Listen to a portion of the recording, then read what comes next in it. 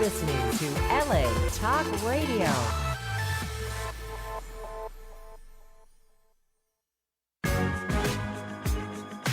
You're listening to Race and Religion with Jeff Hanlon, only on LA Talk Radio. Well, good morning, good afternoon, good evening again. It's my second show. For those of you who are just tuning in and maybe missed the first show, my name is Jeff Hanlon. This is the show of Race and Religion. Screwed that up the first time. And coming at you from LA Talk Radio here in Los Angeles, California, out in the San Fernando Valley. And one might ask, why call it Race and Religion? Why call the show that?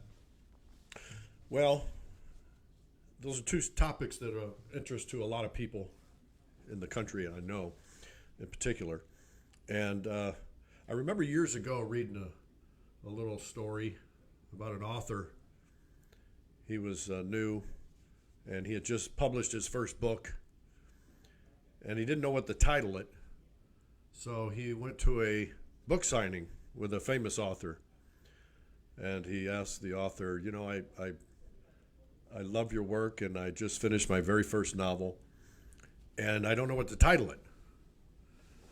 And so the famous author said, well, is there any drums in the novel? And the author said, no. He said, okay, is there any trumpets in the novel? The author said, no. And he said, well, then call it No Drums, No Trumpets. So if I'm going to talk about race, and I'm going to talk about religion, I might as well just call it Race and Religion. So I want to give a shout out to all my Filipino friends in the Philippines and relatives out there. It's an awesome place. If you haven't been, you got to go. And just bought a little condominium out there. Been out there a couple of times. And like I said, got family out there. And it's just an amazing country, amazing people.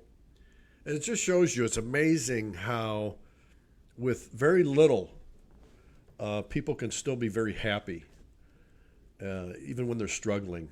And when it's so hot and they have no air conditioning and they have very little food.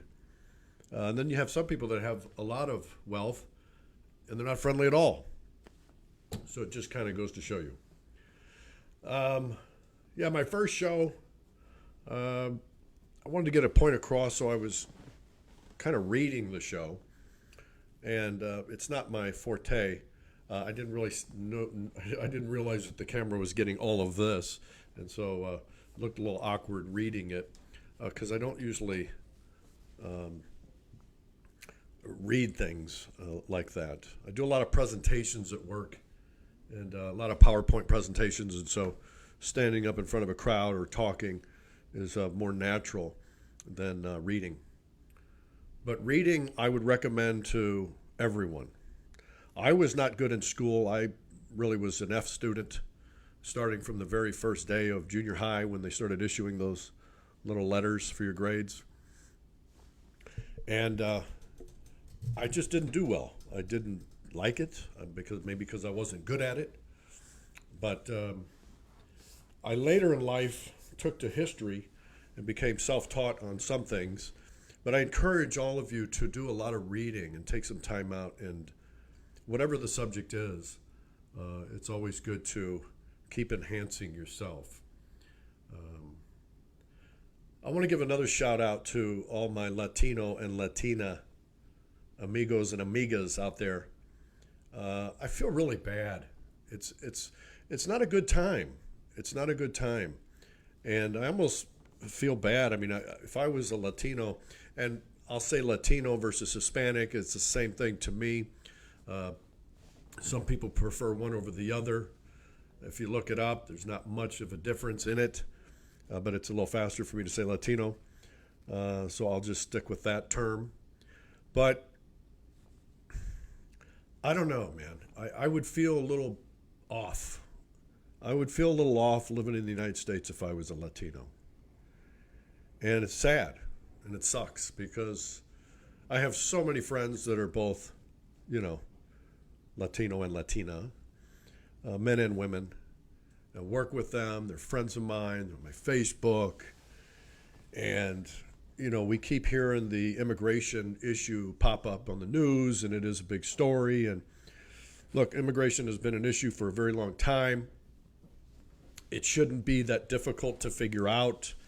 It's not an issue that should be divisive in any way whatsoever. I hate the fact that even the term Latino or Hispanic is being used within the same sentence as immigration. It gives off such a negative vibe, and for whatever reason, I just don't understand the mentality of some people out there. Because to me, your fellow man overrides and trumps everything.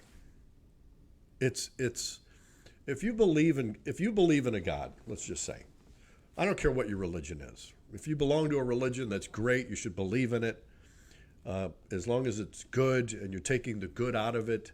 I think all religions are good. I think that man perverses the religions.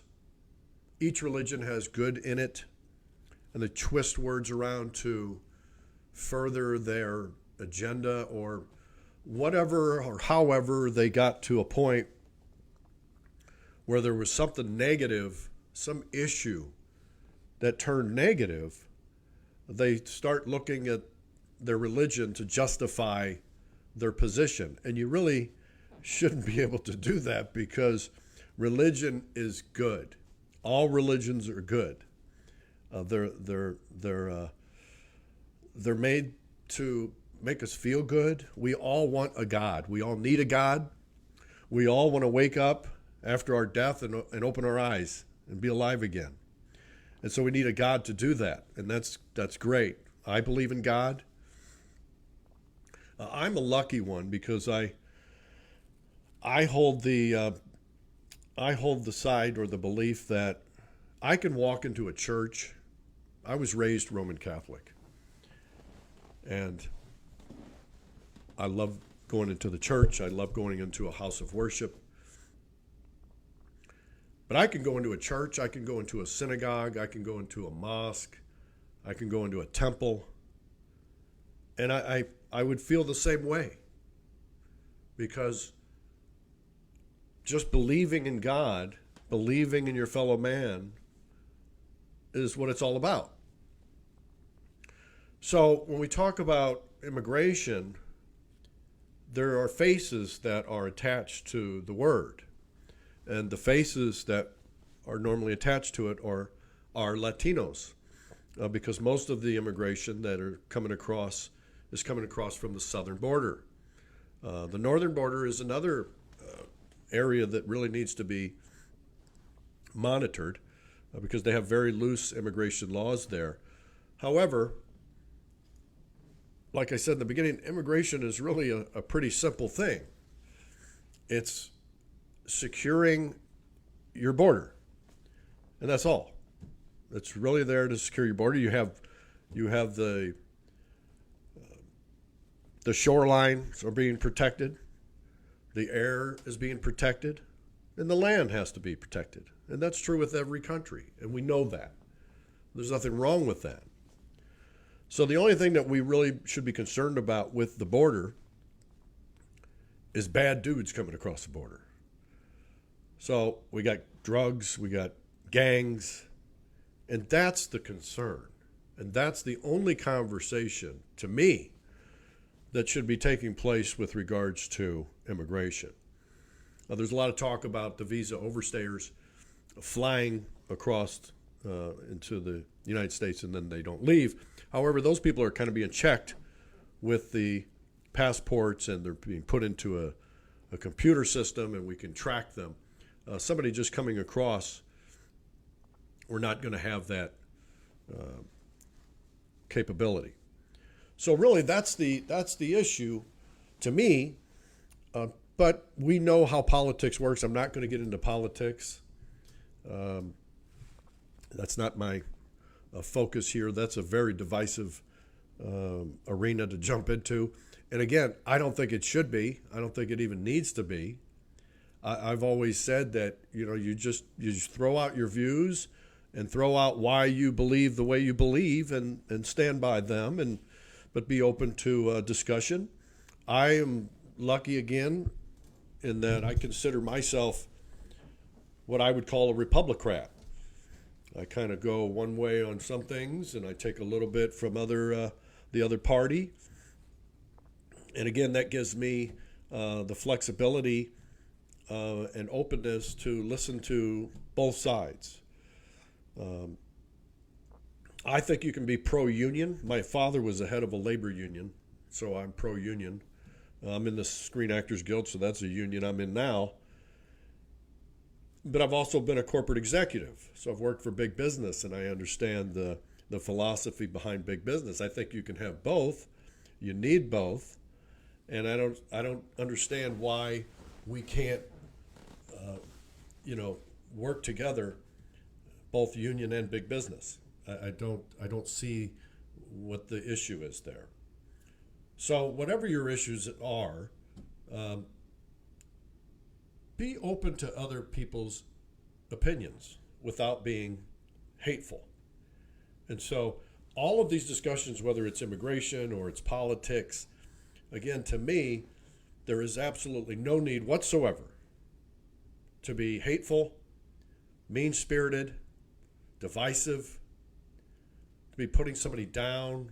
It's unnecessary. And you'll hear me say the word unnecessary a lot, because when I look at these conflicts and you start peeling away the layers of how these conflicts are coming into play, so much of it is unnecessary.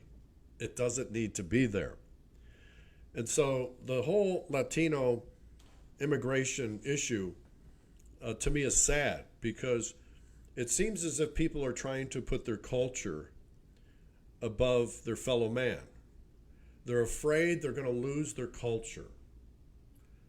And I find that remarkable, in that most of the people that are engaging in this type of mean-spiritedness, they're not going to be here in 10 or 15 years. They're going to be gone. But they care so much about leaving behind some sort of legacy, I guess. I would just wonder that if they get up to heaven and they get to the pearly gates, and God says, "What did you do down there? How did you enhance humanity on the earth while you were there?" What would their answer be? And so you're not going to lose your culture. Our culture is a quilt. It's a quilted culture. And if you don't know that, then please read. Please read. Go into Barnes & Noble, sit down with your Starbucks, and read. Because when you start to read, it opens up your mind to a lot of things. Now, we understand there's a lot of people that don't get out much. They don't interact with maybe Latinos. They don't interact with African Americans. They don't interact with the gay and lesbian community. And so they get up, they go to work, they come home, they watch TV, they go to the park on the weekends, or whatever it is they do. And they really are not interacting on a daily basis to give them that insight. So there's a lot of ignorance out there. And remember, ignorance is not stupidity. You can be ignorant of a lot of things.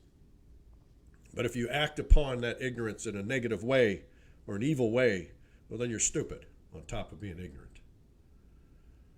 So, I hate to even bring out the obvious, because it makes it sound as if I am trying to clean up Latinos in some way. And that's exactly the opposite of what I'm trying to do. But I had a female friend. I don't want to really give her name out, but she was Latina. And she had real dark hair. She had real full lips, beautiful eyes, dark eyes. She had really pale white skin, but it was really flawless, really. And just a beautiful woman. And we were joking around one day, and she said to me, "Oh, shut up, white boy." And we laughed. Let me write down that. We'll talk about white boy in a little bit. But we laughed. And I said, no, you shut up, white girl. And she said, I'm not white, I'm Mexican. And I said, you're whiter than me. I mean, I was looking at her skin, and I put my arm up against her arm. She said, no, I'm Mexican. I said, you're white. Call your father and ask him. So she, almost frantically, like she didn't know what I was talking about, she picked up the phone and called her father. And I was listening close enough. And she said, Papi. And she started speaking in Spanish. And she said, white. I heard her say white. And I heard him say, sí. And the look on her face was shocking. She didn't know. And it's almost become like a bad thing in the Latino community, or even other communities that might be mixed with Caucasian blood, because of the negative image that has come upon us by that sliver of bad people out there that I talked about in the first show. So yes, I mean, my children are biracial. And I wish really they would have said that Barack Obama was the first biracial president. Give a shout out to the biracial people in the world. He's half white and he's half black, but it was continually said that he's the first black president simply because of the way he looks. And so I'm not really into the look, because it's an easy way to judge people without knowing them or knowing their history or knowing their true identity. So my children are half Filipino and half Irish, half white, and they're a darker complexion. In fact, when I'd go to pick them up at school, there would be some kids saying, hey, there's a white man looking for you. And they because they just didn't know that they had a white father. So the race with Latinos can be complex, and it can be or not. So if you think about it, when the indigenous people were here in this country, the Spaniards came over and started intermixing with the, what we'll call Indian females. And so sometimes the baby would come out very light and continue on with that gene after generation. Sometimes they came out very dark. And so then you had some indigenous that were not mixing with the Spanish. And you also had some Spanish that were not intermixing and, kept that bloodline going as well on that side. And then you had a mixture of the two, which would produce a mestizo. They call her mestiza for a woman. And that is their bloodline. Now, there's also some black mixed in with the indigenous and with the Spanish. And so there's a big mixture of peoples. And so the reason I'm saying that is that even if somebody has dark skin, does not mean they don't have white blood. But that shouldn't matter anyway. That's the main point I want to say, is it shouldn't matter. The language Spanish is a European language. It's like Italian or German or French or English. So I don't know why you're intimidated about that. So losing your culture is a fear. And remember, fear is a natural emotion. We all have fear for different reasons. And so understanding where that fear comes from and understanding that fear is very, very crucial in understanding human behavior when it comes to immigration. The fear of being dominated, the fear of losing population numbers. We know that the majority rules in the United States, and it's all about voting. And so to keep that big voting block, there's a fear that you could be taken over. The fear of a lot of the language being replaced. For instance, you go into Koreatown, you see Korean language, which is great. I love it. See, I'm not intimidated. So fear comes out of intimidation and insecurity. So if you're insecure, You feel intimidated, fear sets in. And when fear sets in, all hell breaks loose. Because we don't know what you're going to do. We don't know what your thoughts are. And so we need to undo the fear. And we need to let the people know that are causing a problem that fear is unfounded. That fear can be overcome. Because remember, you need to protect your soul. You need to protect yourself from the afterlife, or for the afterlife. That's what you should be concerned about. Not who's coming over a border, or what language someone speaks, or who's going to vote for what. And that's, when I talk about politics, which, again, if it's racially identified, which the immigration issue has become,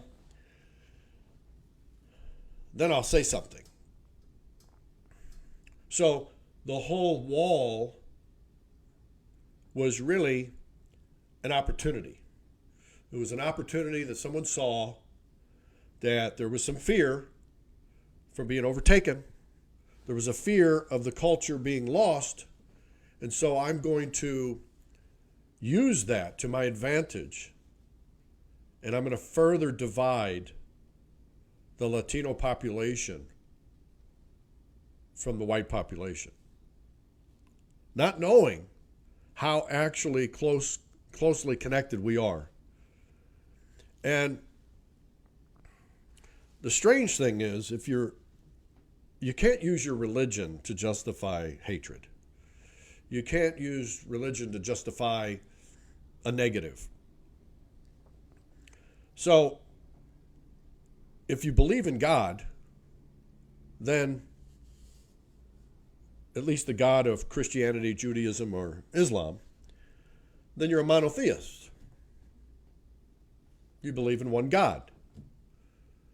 So if you believe in one God, then there's only one people. So why would you go against God's children? Because you know he's not going to be happy. He's not going to like that. There's no way you could justify it. Well, they keep coming over. They keep coming. Again, I'm with you on the vetting. The vetting is not even an issue. Latinos want vetting. Because most of the bad dudes end up, if they're Latino, are going to end up in the Latino neighborhoods. At least when they first arrive. So Latinos are all for vetting. But they're not for being dismissed as un-American or unhuman. But that's how they feel. Because we put that on their shoulders and it should not have ever been on their shoulders. So a political opportunity. Now this has been going on, the immigration, for a very long time. If you talk about the 11 million that are here undocumented, and again, I like to use the word undocumented versus illegal. The people that want to use the word illegal, these are mean-spirited people. They just don't have it in their hearts to look out for their fellow man because they're fearful, and their fear is causing them this hatefulness. And they'll say it's not hatefulness. They'll say, no, it's just a matter of legality. It's a matter of law. It's the rule of law. I'm all with you on the rule of law. But your motivation and the deep-seated reason is not because of that. You know it. We know it. So let's just stop playing around and cut to the chase on it. Your fear is being driven by the fear of domination. And I don't think it even has anything to do with skin color, because again, I don't know what the statistical number is. I don't know how many in the Latino world, from in the United States to Mexico to Central America, South America, how many actually have white skin? How many are actually white that you would look at them and say white? That's a white guy or a white person versus someone that's dark. It could be that. I don't know statistically either how many and I'm just speaking to the white community. I know that there's other people in other communities, whether you're Filipino or from India and you came here legally, or you're African American, you've been here for, ever. And you can have the same feelings that the Caucasian American community has with regards to these things. I'm just speaking to, right now, the Caucasian American community. So I don't know, statistically how many white Latinos there are compared to dark when it comes to skin color. I don't think it's so much skin color. It could be. But I think it's mostly, that fear of the language and the culture being replaced. Look, if you focused on family, if you procreated, and that's what your religion is telling you to do, if you believe in the Bible, is telling you to procreate, which, again, you shouldn't be procreating just because you want to keep hold of political power or any other power. It's a philosophy. Some people believe that, the Bible says to procreate. And so there's people that have a very Catholic mindset, because the Catholic Church is very prominent in their communities. And so they procreate, not worrying too much about finances. Remember what the Bible says. Jesus says, I believe it was Jesus speaking, so I don't want to misspeak here, but don't be worried about what you're going to eat or what you're going to wear or where you're going to sleep. I feed and house the birds, do I not? And are you not more important than a bird?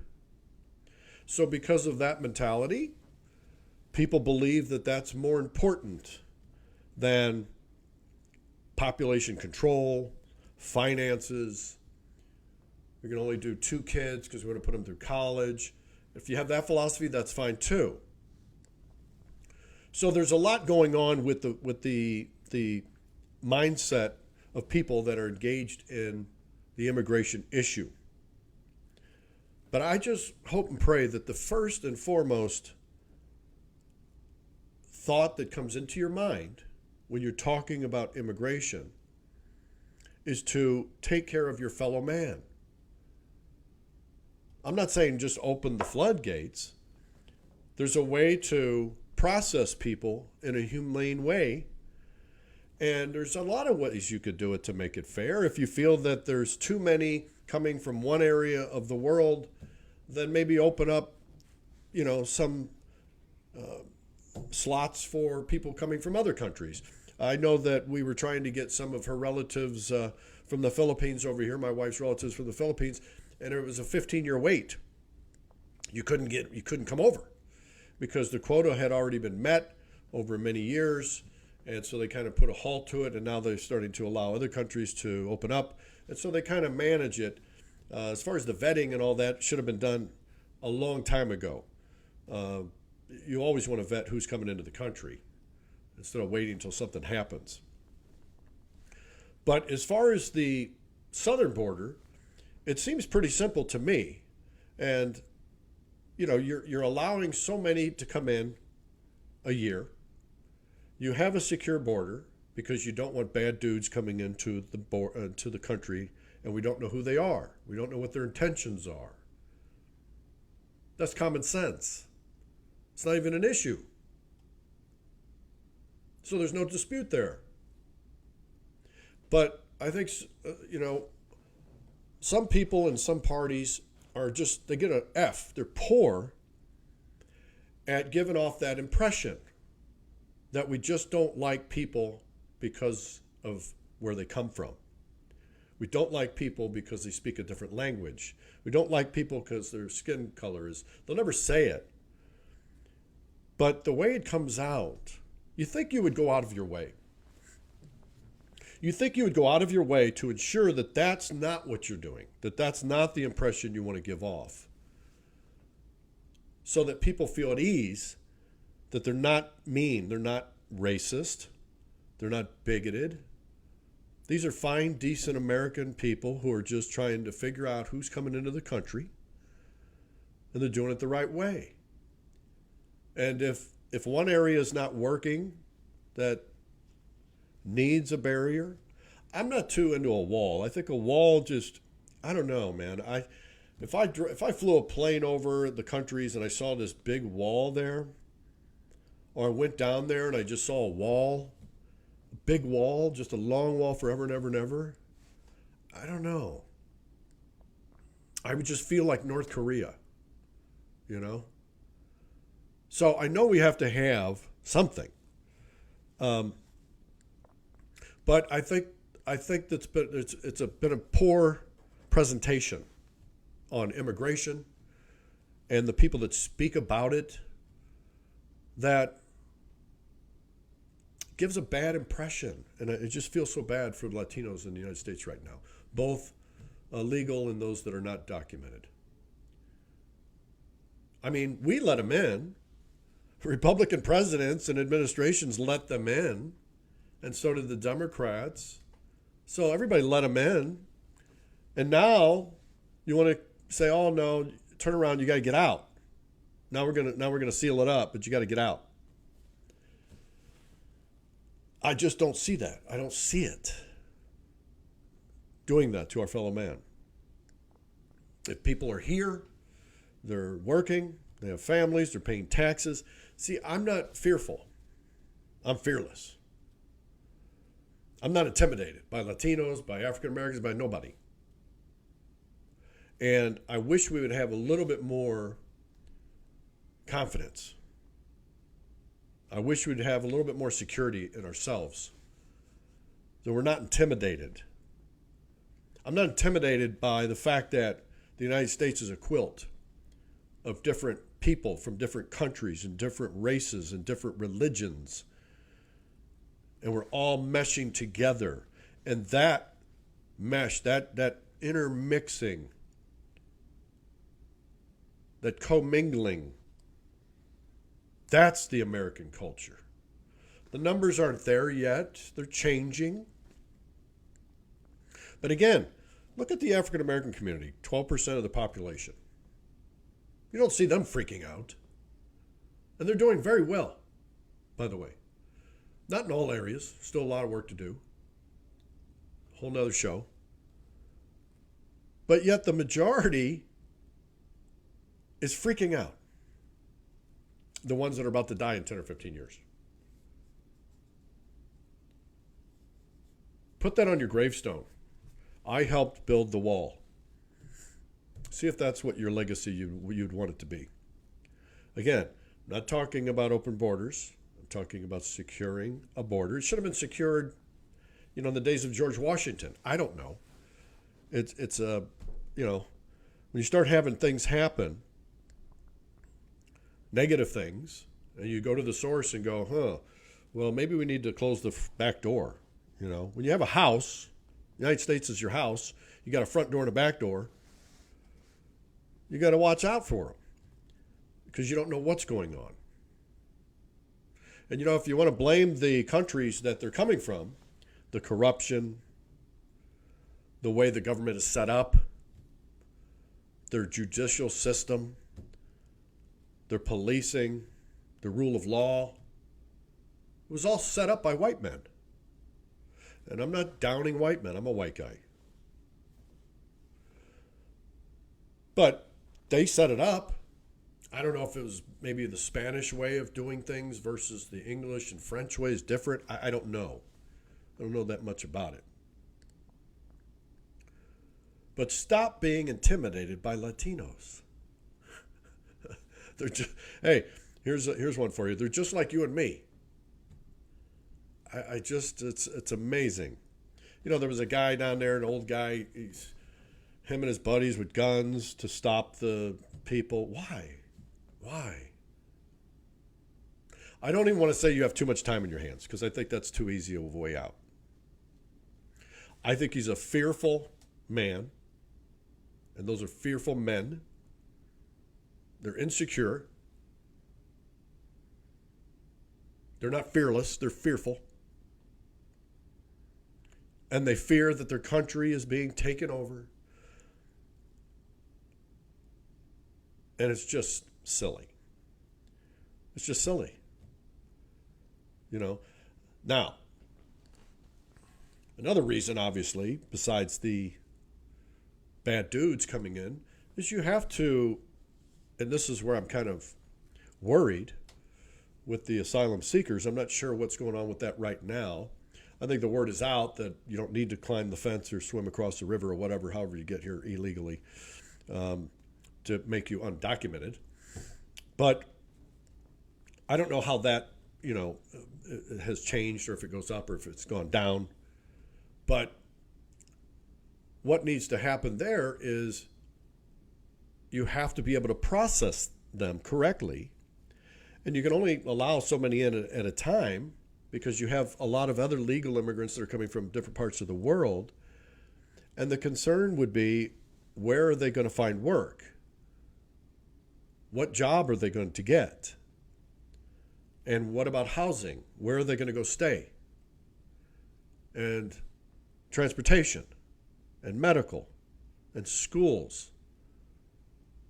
And if you have a county, a small municipality, you have 3 schools there, and they're pretty much full, and now you're going to be taking in more and more and more and more. Those are issues that have to be addressed, and no one seems to be talking about those particular issues, about food and housing and transportation and whatnot. And I don't know. I don't know what's going on. I don't know the solution of it, but I go downtown and I just see tents everywhere. And I'm seeing tents in parts of the city that were never there before. And God bless these people. These are, again, our fellow human beings and our fellow men and women. And they're suffering. And my son and I, Sean, was talking about it last night, about how they could have vans driving around and with medical, people inside helping people on the street. And I told them I did see that a couple of times. I saw one in Hollywood. There's no big red cross on the side of the van, but I did see that they had something downtown and in Hollywood, but it's very minimal. And the bureaucracy in Los Angeles is so huge. I went down there to building and safety, or to zoning, and I couldn't believe how big the building was and how many people worked in there. And I thought, all of the supplies they have to buy and the forms, the payroll, the benefits. I don't know how there's even any money left in the coffers to help homeless people or mentally ill people.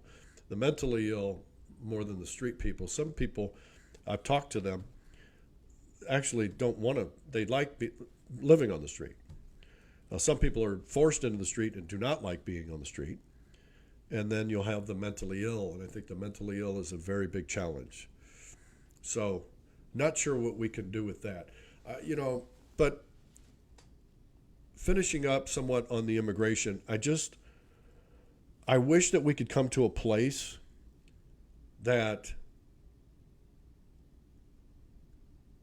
whites are not viewed negatively because of their outspokenness on the immigration issue. But I think the only way that's going to happen is if we reach out and we talk and discuss and say, the only reason why we're talking about immigration at all has nothing to do with you.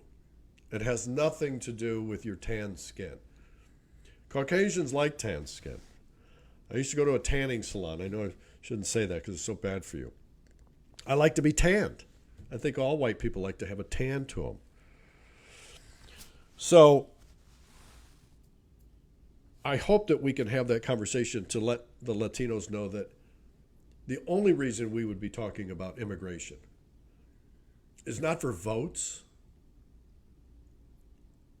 It's not because we're intimidated by Spanish language or tan skin. It's just that we need to vet who comes in to prevent the bad dudes, and I know there's some women in there too, from getting in. Bad intentions. Now, the MS-13, I don't know if these gangs, if the members of these gangs are actually undocumented immigrants. That would be shocking. I don't know if they're homegrown. I don't know. I think they started here, went back to El Salvador, and then came back. I'm not sure. The whole story about that. But that would be a serious problem.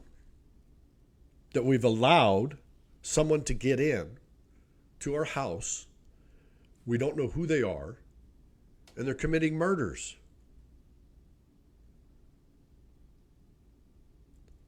Now, I know that Americans commit murders, but the fact of the matter is, again, they weren't vetted, and that's where the problem lies. If drugs are coming across, whether it's through the port of entry, it doesn't matter. We need to make sure that we stop it, however that happens. So I hope that we can have a better communication, a better outreach to the Latino community to let them know that that is not what the majority, and I'll say this over and over again, what the majority of white Americans feel towards them. We work with Latinos every day. And so I think that, and get along and have fun and interact. And I mean, it's just insane. You know, the friendships that we have, it can't be broken. Those of you out there who think you're going to make some sort of a negative change, it's not going to happen. You're not going to be able to unbreak us. You know, there was a little group, and again, I hate when I see these little stories on the news about putting Caucasians in a bad light. But it was these kids that were in a bookstore, a book signing, and there was a guy writing a book. I don't know what the book was, but they started screaming, "This is our land, this is our land." And again, those are the incidents that paint us in such a negative light. And I still want the non-white community to please believe me when I say that those people are a sliver of our community. That is not us. And I would say to them, this is not your land. You don't own nothing. You own nothing. Nada. How do you think you own something? You will be gone. I don't care if you say you own a house. You don't own a house. My house was built in 1961. You know how many people have lived in my house probably up until I bought this house? And how many people are going to live there after I'm dead? I can enjoy it while I'm here. I can lay on my front yard and enjoy the grass and the trees. I got 2 palm trees in the front yard with a bunch of other trees. I plant little bushes and ferns and all sorts of stuff. I like that stuff. And but I don't really own it. I don't take pride in possessions like a car because I can't take it with me. And like you, need to protect our souls. And the only way you're going to protect your soul is by being a decent, honest guy. Now, we all make mistakes.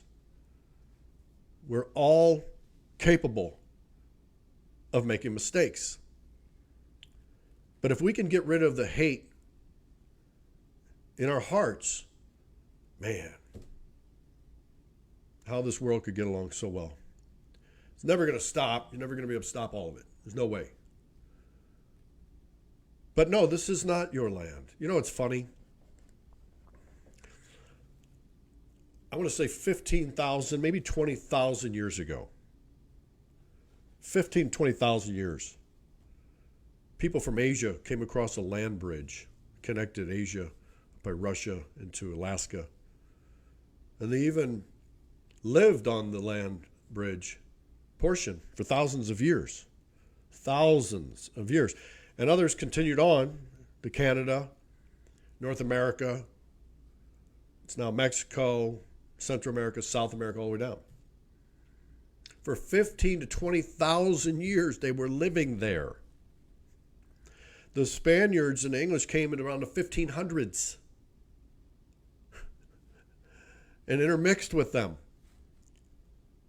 And the English up north really didn't, that opportunity wasn't really there, presented itself to do a lot of mixing. They brought a lot of women with them where the Spanish were first exploring and didn't bring a lot of women, if any at all. And that's why there was a lot of mixing with the Spanish versus the English who came later. But 15,000 years. And some of the ancestors that these young men come from that's saying that this is their land have only been here like 500 years. 15,000 to 500. but this is yours. Remember, you don't own anything. Nothing. Somebody put in one of the quotes, the song, "This land is your land, this land is my land." They said, how did they miss that part of the song? That this land is your land. Unbelievable. Unbelievable that you would have negative thoughts about other human beings. It's sickening. We had the gentleman that went into the mosque, or into the synagogue, apologize, and started shooting again. Again, an insecure, fearful person would do something like that. What we need in the white community, as a white man speaking to other white men, what we need is men to be fearless, confident, strong, like a Viking or a soldier or a Marine. Someone just, they're not afraid. But we got these insecure guys. And they wonder why some of the white women are running away from them. Well, who would want to be with you when you have so much hate? It's so ugly. You turn yourself into such an ugly person that nobody would want to be with you. Who would want to have a child with you? That's what we need. Because when you have confidence, your insecurity goes away. When you are fearless instead of fearful, you become confident. You're not intimidated by anybody. And when you're not intimidated, all the hate goes away. You don't have any more hate because you're not afraid of anybody. Because you have an understanding that your fellow man is just like you. He's got the same fears that you do. And he has to overcome his fears as well. Now, when I speak about these issues and I'm talking to the white community, this really pertains to everybody because we're all the same. But I feel like because I'm white, I can say it to white people. There's a saying, you don't know what it's like to be black. You never will be. You don't know the pain and the suffering. We can just imagine it and try to listen to the stories and try to, embrace the pain. But we'll never know. And the same is true on our end. I'm just funny because we were talking to my kids about tanning. And they said, "Why do you tan? It's so stupid. You're white. So what? Embrace it. So what? Go show it off." I said, "Well, you don't understand because you're not fully white. And you never will be." Then I started thinking. I thought, yeah, you know what? Maybe I'll just go out and blind people with my legs, my skinny white legs, my chicken legs. I got that from my dad. So it's so upsetting that we're still seeing someone shooting in a synagogue.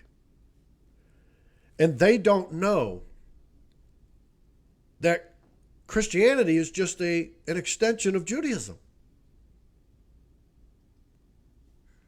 St. Peter's Square, St. Peter's Basilica, it's a church in Italy, Rome, right there. St. Peter was Jewish.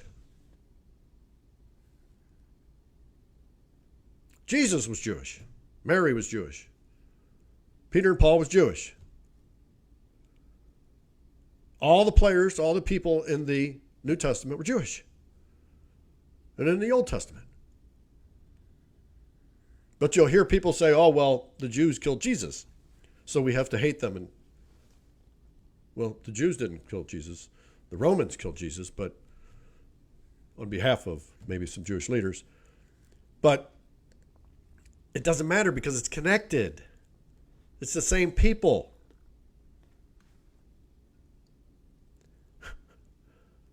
Even Islam, it's connected. I said it in the first show. Judaism, Christianity, and Islam, Middle Eastern religions, all stemming from Abraham, a monotheist religion.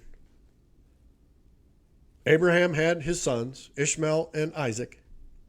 Ishmael's lineage goes all the way to Muhammad. Isaac's goes to Jesus. It's a family tree.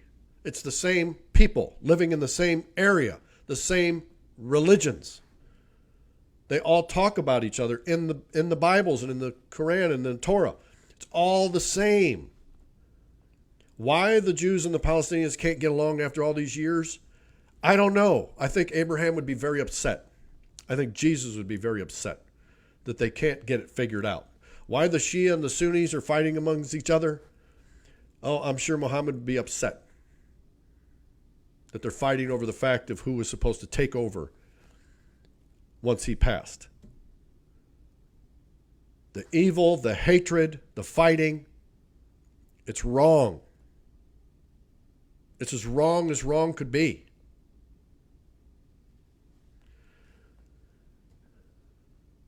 Just remember this, and I'll end it with this.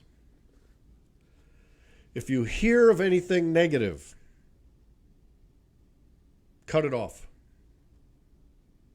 If you feel something negative in your heart, change it.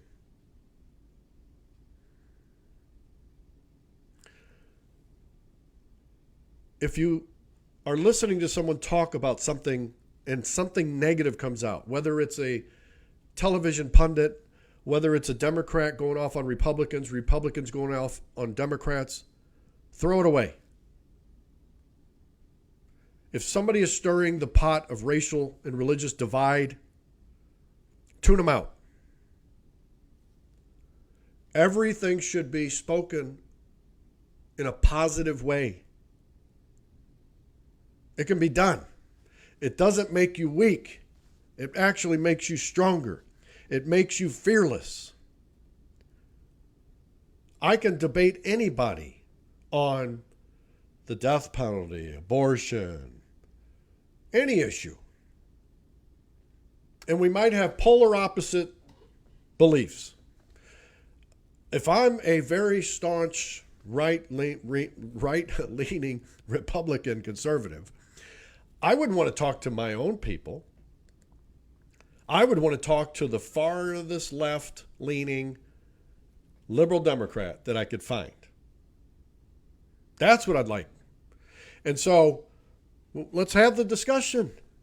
You present your ideas. I'll listen to it. You might even open my mind. I might see something that I didn't see before. I might change based on just what you're saying. But I'm going to listen to you. I'm not going to just wait till you're done talking and then or just be ready for an answer or a shot back. No, I'm going to listen to you. And then when you're done, maybe I didn't know that that's how you guys feel. I didn't really see it that way. Now here's how I feel. And that person should listen to you. Then you just, if you're still where you were when you started, you just agree to disagree. And you say, it was nice talking to you, my friend. You have a good day. Love you. Take care. Bye. That's how it's supposed to go down.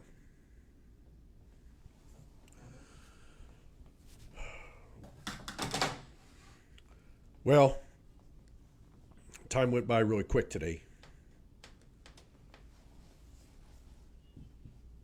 I would like to just say, my name is Jeff Hanlon. This is the show of race and religion. We just started a nonprofit organization. And guess what the name of the organization is called? The Organization of Race and Religion. We just got word that we were approved by the IRS to become a 501c3 nonprofit charity. And we'd like to do a lot of things with it. In fact, I need a lot of help. I need somebody to help me with a website, which would be at raceandreligion.org. But until we meet again, my name is Jeff Hanlon. This is the show of Race and Religion on LA Talk Radio. And until we talk again, may you be in heaven a half an hour before the devil knows you're dead. Take care. You're listening to Race and Religion with Jeff Hanlon, only on LA Talk Radio.